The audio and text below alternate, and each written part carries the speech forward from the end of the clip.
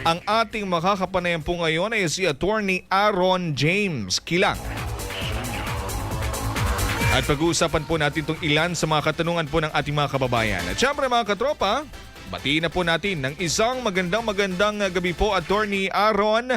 Pumati po muna kayo sa lahat po ng mga tagapakinig po ng XFM Santiago. Kasama niyo po ngayong gabi si Katropang Edmar Galingana. Magandang gabi po, Attorney.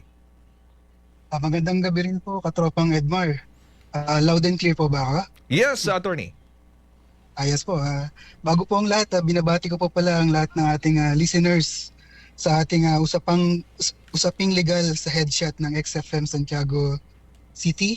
At gayon din po ang ating mga kasamahang abogado na narito ngayon sa Tabuk City, Kalinga para sa ating Regional Convention of Lawyers ng Northern Luzon. Binabati ko po si Attorney Doris, Attorney Cherry, Attorney Frenny, Attorney Clarissa, at sa lahat po ng ating kasamahang abogado na narito ngayon upang magbigay suporta para sa ating kandidato ng ating Mr. and Miss IBP Northern Luzon candidate na sina Attorney Chinita Vallejo at Attorney Matt Joshua Juan. Ayan, so good luck and God bless sa ating mga representative ng IBP Isabela, no? So ibuhat ninyo ang probinsya ng Isabela, Attorney Chin at Attorney Joseph po, Attorney? Yes po. Salamat po at Katropang Edmar. At ito po under the leadership of Chapter President Attorney Lucky Damasen ng Isabela Chapter. Yes po. Attorney, ang ganda po nitong ating mga pag-uusapan ngayon kasi ito po'y katanungan po mismo ng ating mga kababayan sa ating Facebook page at may mga nag-personal din pong mga message po sa akin. Ito po, Attorney, tatlo lamang po itong aking pinili ngayong gabi dahil alam natin na ang ating mga abogado, mga naguhusayang abogado dito sa ating lalawigan ay naririyan nga po sa may Kalinga upang i-celebrate din o upang magkaroon din ng kumbaga panahon upang kahit papano alam natin na marami itong inyong mga dinadalang mga problema po ng ating mga kababayan. But anyway, isa po, Attorney, itong katanungan na isang single mom. Ito po yung mismong katanungan, Attorney. Attorney, gusto ko sanang baguhin ang last name ng mga anak ko. Isusunod ko na sa last name ko at hindi na sa father nila na hindi naman kasi nagpapakita. Single mother po ako, Attorney, and not married. Pwede po ba ang gusto kong mangyari, Attorney? Maraming salamat po sa katanungan nyo, Katropa. Bago po natin sagutin yan, nais ko lamang po palang magbigay ng ating disclaimer na ang ating pong usapin ngayon ay is only upon our views and opinion, and Yes. this will not create any attorney-client relationship. Yes po. Okay? And so sa problemang sa hinaing na ibinigay ng ating katropa, pwede po ang the general rule is pwede naman pong mag-petition sa ating court, particularly sa ating regional trial court. Ito po ay nasasakop ng Rule 103, particularly sa Rules of Court and judicial petition for a change of name. Pero bago po natin na i-tackle yung ganun, kailangan muna natin i-qualify Yes po. if the child is a legitimate one or illegitimate one. So bakit po natin kailangan i-qualify na illegitimate? Dahil po pag legitimate, ibig sabihin po legal na married ang mag-asawa at ang kanilang anak ay presumed na legitimate. Pag illegitimate naman po, the child is outside the marriage of the parents. Okay. Po, ang legitimate. So pag legitimate po ang child, medyo mas mahihirapan po tayong ipa-change ang surname ng bata dahil po sa principle na best interest of the child. Okay. Kapag tayo ay nag-petition for the judicial judicial petition for the change of name of the child, ang legitimate child po magiging halimbawang naging naaprubahan yung naaprubahan yung pag-change ng surname niya sa surname na yung dalaga nung nanay. Lalabas po na parang illegitimate na yung child. Okay. Okay. So since legitimate na siya dati, parang medyo mahihirapan pong mapalitan yung surname niya dahil po best interest of the child nga po yung Okay. ating pinapairal. Now attorney, ano po itong kung illegitimate child nga po itong ang bata. Para sa mga nakikinig po ngayon, okay, so pwede. Pero syempre alam natin, attorney, na mabusisi po itong usaping ito, ano, para sa mga gusto po magpapalit po ng apelyido at maisunod na lamang sa kanila. Pero ano po yung pinakaunang pwedeng gawin po ng isang ina para po gawin po ito, attorney? Okay. So yun nga po yung unang nasabi ko kanina is legitimate. Mas mahirap po yung legitimate. Ngayon po pumunta tayo sa illegitimate. Ito po medyo mas madali na po to dahil may mga pwede tayong mag-qualify ng mga circumstances na pwede po nating ipa-change ang surname ng bata. Ito po yung mga pwedeng nating valid reason na pwede nating ilagay sa ating petition. Halimbawa, the father has abandoned the family. Or if the father is not providing support for the family. Okay. Pangalawa po, pwede rin yung the father's surname is causing embarrassment, harm. Pwede rin yung harm or confusion to the child. For example, convict yung ating father. Okay. For example, convict mismo ng violation of VAUC and the victims itself is his Yung mother. family. Opo. The mother and the child mismo. Yes So, po. in that cases, pwede po nating ilagay yun sa ating petition in support for the change of name of the child. And it may be granted by the court kasi nga it is for the best interest of the child na papalitan yung surname niya into the mother's surname na. Okay. And the petition, and maybe ang maaari natin itanong dyan is paano ba i-file yung petition. Petition for change of names are filed in the regional trial court where the person resides. Okay po. And this petition, kailangan po ng publication for this petition in a newspaper of general circulation for 3 consecutive weeks. 3 consecutive weeks po ito, attorney? Yes po. Because this petition for change of name is adversarial in nature. Ibig pong sabihin, maaaring mag-object ang mga partidong maaaring maapektuhan ng kanilang mga rights. Halimbawa, yung tatay. So, kailangan po nating mai-publish to para mabigyan ng oportunidad ang mga partidong maaapektuhan ng order kung sakali mang i-grant ng korte. Okay. Ito po, ito yung dapat kong katanungan pero nasimulan nyo na po, ano. What if meron din pong mga tumutol, just like for example, since ang katanungan po ay hindi na po nagpapakita at hindi po nagpaparamdam ito pong tatay. But what if ang family po mismo ng ito pong tatay ang tumutol? Meron po bang karapatan ito pong for example, pamilya o magulang na lamang ng tatay, ano? O kumbaga parang mga lolo na ng mga bata, ano, o lolo o lola. Meron po ba silang karapatan para kumbaga itigil ito pong plano ng isang nanay po? Yan po ang purpose ng publication, katropa, no? Kaya nga siya pinablicize para mabigyan nga talaga ng oportunidad ang mga mag-o-oppose sana. Okay. Kabilang na po dito ang pamilya ng tatay. Halimbawa, sasabihin nilang sila ang nagsusuporta sa bata since allegedly inabandon na naman ng nanay yung anak. Allegedly, pwede po nilang gawin yun pero hindi po nila pwede ipa-stop yung mismong petition. Mm-mm. So pag nagkaroon ng petition na i-publicize, then magkakaroon ng opposition, then the case will go to trial for proper adjudication of the court po. Okay.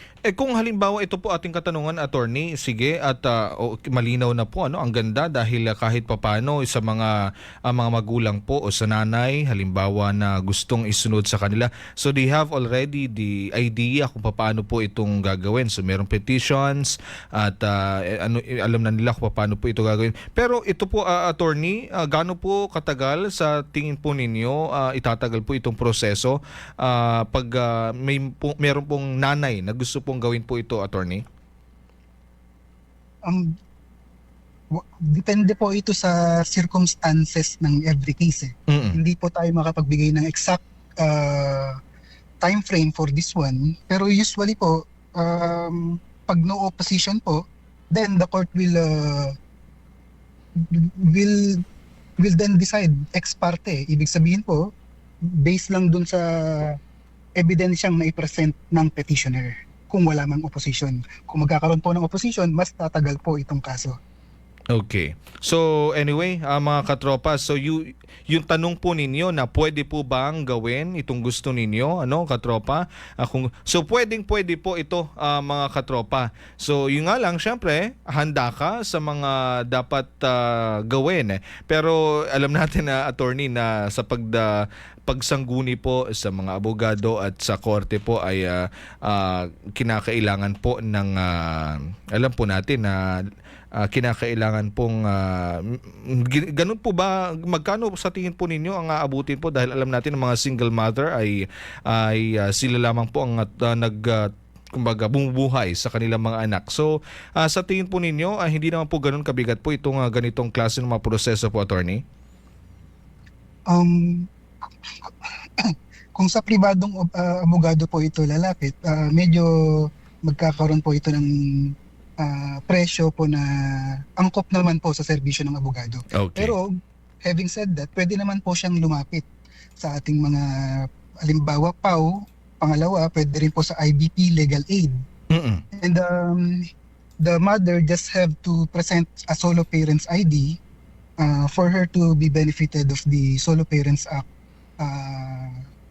Solo Parents Law, which includes yun pong legal services po ng isang abogado.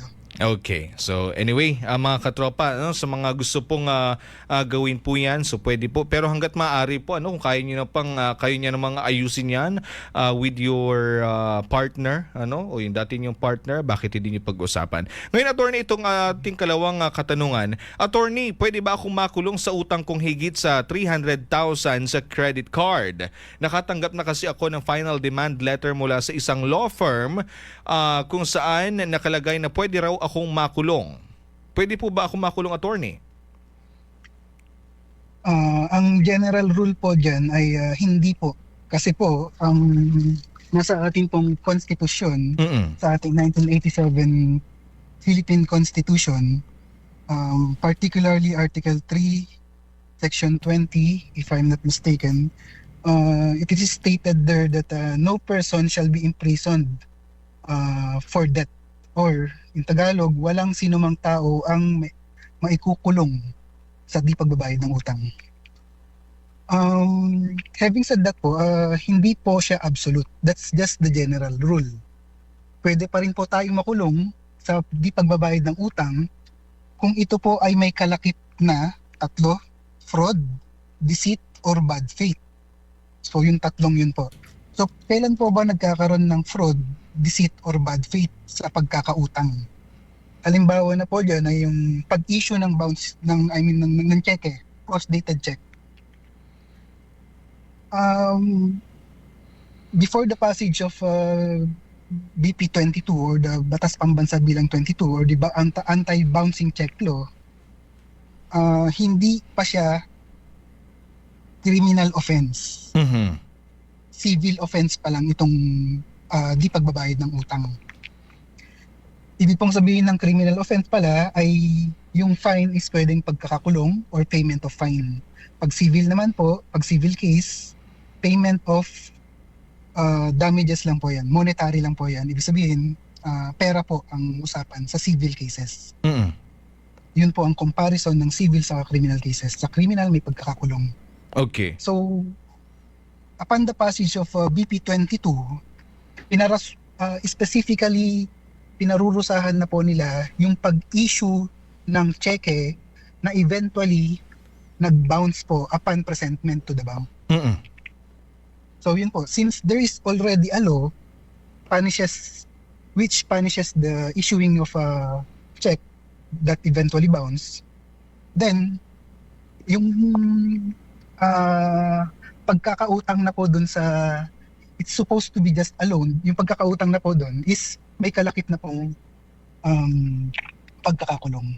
So Okay. isa po yun sa example. Sapagkat ang pag-issue po pala ng cheque is there is a guarantee.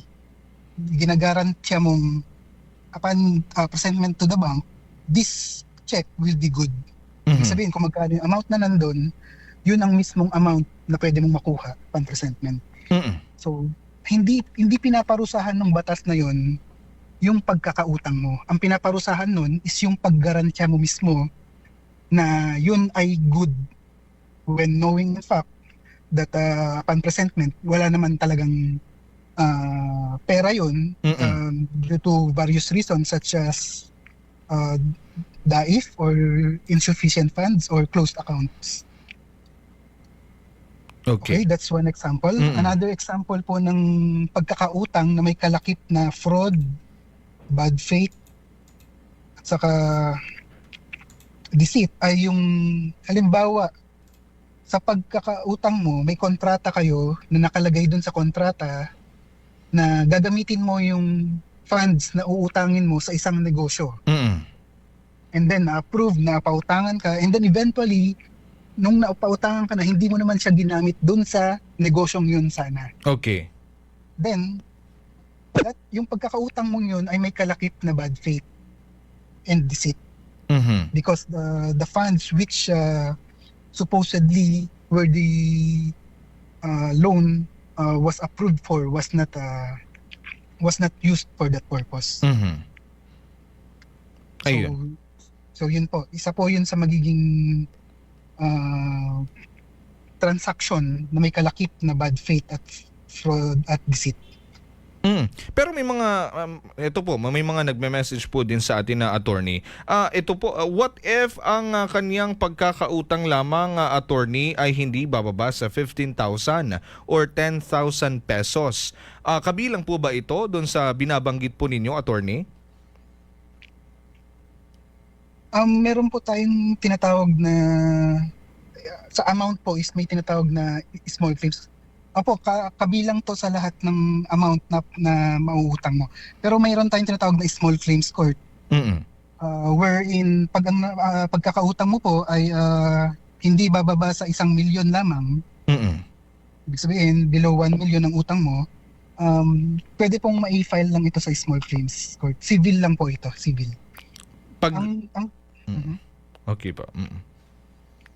So para sagutin po yung katanungan ni Man, kung may pagkakakulong ba ang pagkakautang niya ng amounting to, I think, 300,000, wala pong, under the Constitution, wala po. Except kung meron na pong kalakip na fraud, deceit at bad faith. Okay. So ayan po mga katropa. So you need to check or kailangan yung i-make sure itong usaping ito dahil syempre pero ang usaping yan at mahirap naman po anyway attorney napag-uusapan din po natin ito dahil marami po itong ating mga kababayan na kumbaga biktima ng utang. Dahil diyan, nako, mukhang mas tatapang po itong may mga nagkakautang attorney. Oo. So anyway, Kaya nga po katropa, kapag yung mga credit yung mga creditors talagang nagpapa-issue na sila ngayon ng cheque as collateral sa kanilang loan para meron silang yung may mas malakas silang habol. habol Oo. kapag dating sa korte. Kasi kung wala yan, parang okay lang, natakbuhan. Ganun yun, ano, attorney? Kasi parang mahina po Parang kumbaga walang sapat na kumbaga pwedeng magamit para nga sa mas mataas na usapin. Ganun po yun, attorney. Hindi naman siya mahina actually. Civil case is also a case. Okay. It will also reflect on your credibility as a person. So pag na-filean ka naman ng civil case and ang sa civil case po, ang quantum of evidence required lang po dyan is preponderance of evidence. So kung mapatunayan at mahatulan ka mahatulan ka sa civil case, magkakaroon ka rin po ng record na isa ka pong nangutang na hindi nagbayad sa civil case. So hindi naman po siya mahina actually. So it will always reflect on syempre hihingi yan ng mga police clearance, Yes. lalabas po ito, and of course if they are planning to buy syempre hindi naman na tayo kumbaga hindi tayo papayag na ganito lang ating buhay. Time will come na mukhang nagagandang ating pamumuhay, ikaw ay magpupundar o gusto mong kumuha ng mga bahay for example or sasakyan. So ito'y magre-reflect, attorney, no? So isang paalala yan sa ating mga kababayan na merong kumbaga issues about sa ganitong klase ng usapin, attorney. Anyway, attorney, alam natin na busy kayo dyan, and congratulations, bumati ngayon si attorney Doris, attorney Aaron. Ano sabi niya? Hello, attorney Aaron, congratulations for being the champion in IBP Norlu region North Region Convention Chess Competition. Ayan. Ayos po ako. Nakachamba po tayo against the other players at tayo po magre-represent sa ating national competition na gaganapin po sa Cebu. Ayan.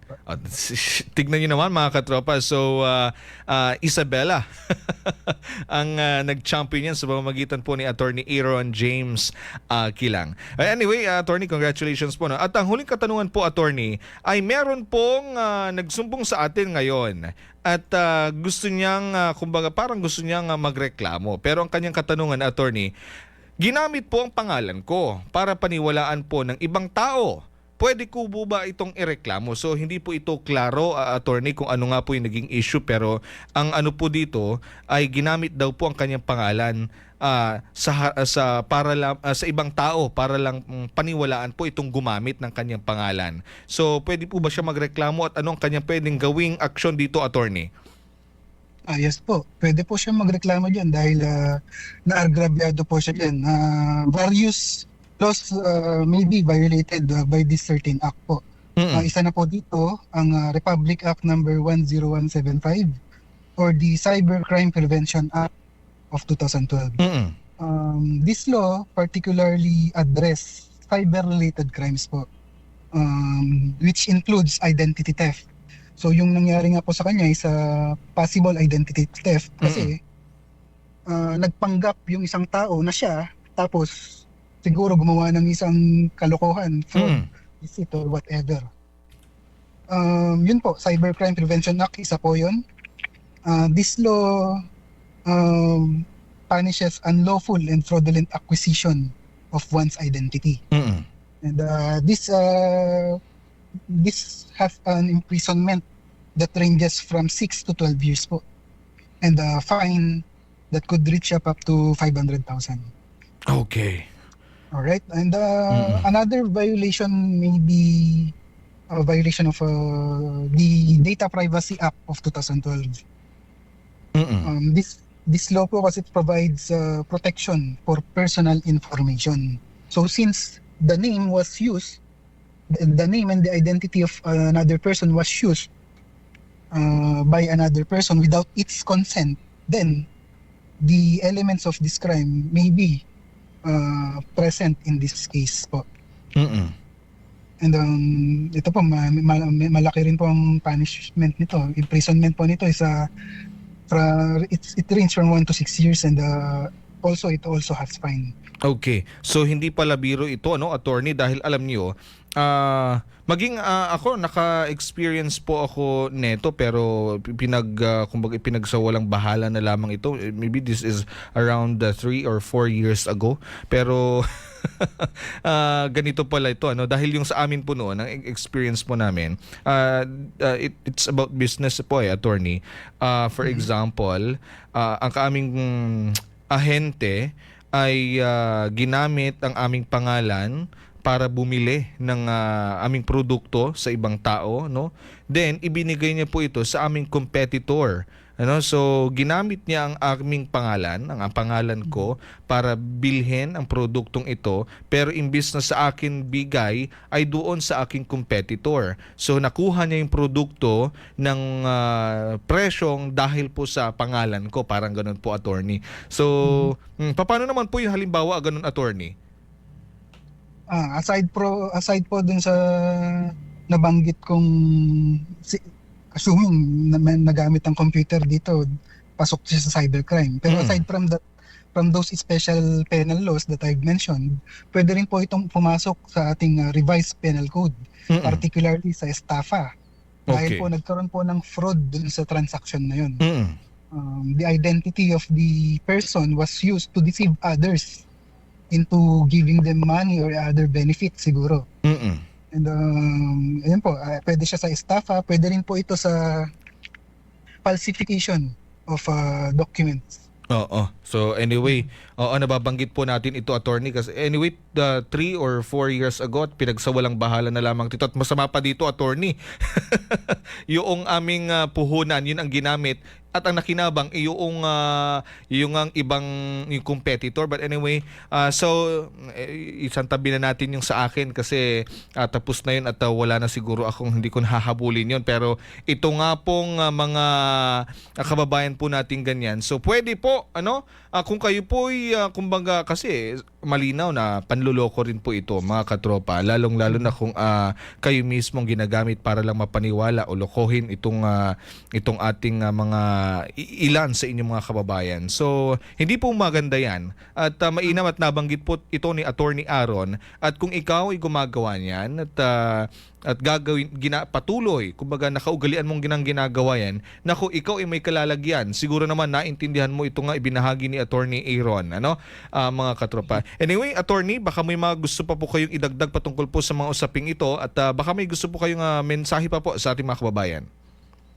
Sige po, at katropa, may dagdag ko lang po, katropa, kasi nasa digital age na nga po tayo. At Yes. napakadali na nga po mag-copy-paste lang ng isang identity ng iba, tapos magamit mo sa iyong pansariling sa kapakanan mo. Pwede po ang hakbang po ito, mga hakbang po na pwede natin gawin, nabanggit din sa tanong kanina na hindi ko pa po nasagot. Pwede ho tayong lumapit sa ating NBI and PNP Cybercrime Division. Meron pong Cybercrime Division ang NBI at PNP, and even the National Telecommunication NTC, and they will be the one to investigate these matters. Maganda nga po na just last year, if I'm not mistaken, nagkaroon tayo ng SIM card registration act. Yes. Ibig sabihin, lahat ng SIM cards sa buong Pilipinas registered na under a name, and it requires various verification process, which means kung mapatunayan na itong ginamit mong number ay nasangkot sa isang scam or kalokohan, Yes.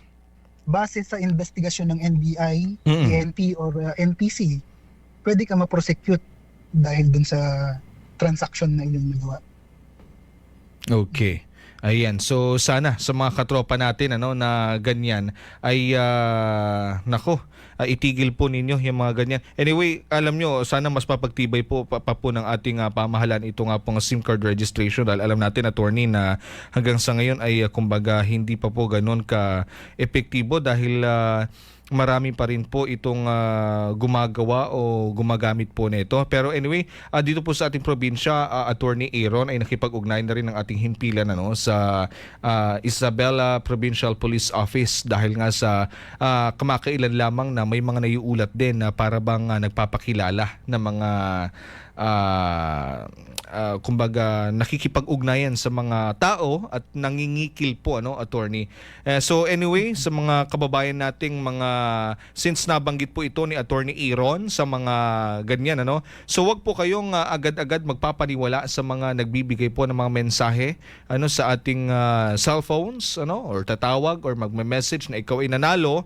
Lalo kung wala ka namang sinalihan, then kung sila ay may mga nanghihingi po ng mga pera or kahit na anong bagay, makipag-ugnayan po kayo kaagad sa mga kapulisan nang sa ganon ay magawan po ng aksyon at maitigil po yung mga ganyang klase ng mga gawain po, aktibidad ng ating mga kababayang walang ibang ginawa kundi po ang manlamang sa ating mga kababayan. Anyway, attorney, baka may gusto po kayong batiin po. Opo, hingin ko na rin po itong oportunidad na to para po pwede po tayo mag-like pala dito sa ating kandidato ng IBP, Isabela, para sa ating North Luzon Regional Convention. Punta lamang po kayo sa IBP Isabela chapter page at i-click nyo po yung picture doon ng ating mga kandidato at pa-heart and pa-reaction lang po doon. Yes, attorney, since nabanggit niyo po yun, hanggang kailan po ba ito pong North Luzon Regional Convention po, attorney? Last day na po ngayon, katropa, this was held 2 days. Nag-start po to kahapon and then last day po ngayon. This was also attended by none other than our our Chief Justice of the Supreme Court, Chief Justice Hesmundo, as well as our Associate Justices, Justices Yonen at Justice Hernando po.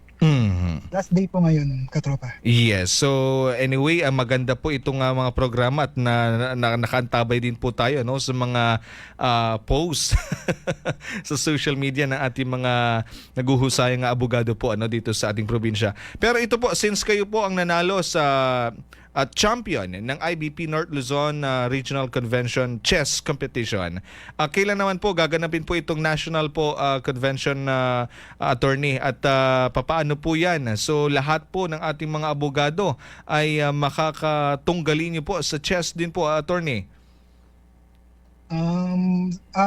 Ito po ay gaganapin, ang ating pong national convention ay gaganapin sa January 30 hanggang February 2. I'm not sure of the dates, pero nasa dates po na yun. Katapusan ng January hanggang February 2, I think. And then, yes po, lahat po nung nanalo sa regional from other regions will compete for the national event po. Okay, so we are hoping na iuuwi ng ating mga Isabelino ito nga pong corona. And dyan po si Attorney Ching Vallejo at si Attorney Joseph, mga katropa. So let us support them by simply like and share, and of course comment din po sa Facebook page po ng ating mga IBP, ating mga abogado. Anyway, nasa ating ibabahagi rin po natin yan sa ating Facebook page siguro maya-maya, mga katropa. Anyway, maraming salamat, Attorney Aaron. Enjoy the night. Alam po natin na ngayong gabi rin po ang coronation night ng ating mga nagagandahan at mga nagwagwapuhang mga abogado po dito sa North Luzon, attorney. Yes po, katropa. Thanks for having me. Good night. Thank you. Thank you, mga listeners po. Thank you. Maraming salamat, Attorney Aaron James Kilang, sa inyong panahon at magandang gabi.